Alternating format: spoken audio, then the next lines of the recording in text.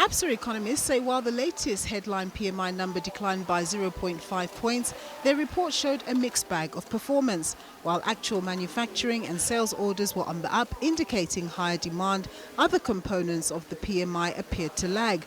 The inventory subcomponent, for example, declined markedly by just under 6 points in July. Another thing that we saw that perhaps did pull the PMI lower is inventories. So that index continued to sort of tick lower in July. And I think, there's probably, it's the fact that it could likely mean that, manufacturers aren't really, expecting the recovery in demand to be sustained, but also it could mean that, they're still waiting for prices to come down further.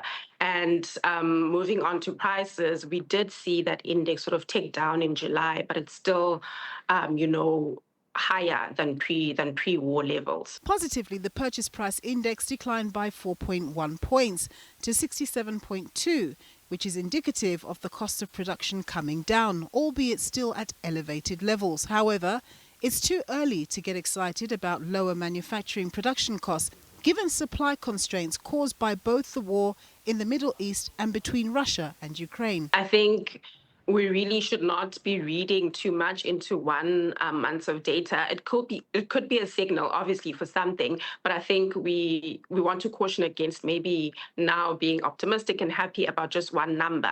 So I think we need to see a consistent, trend in order to see that, in fact, input cost pressures are now starting to come down. As I've said, they're still at elevated levels compared to the pre-war numbers.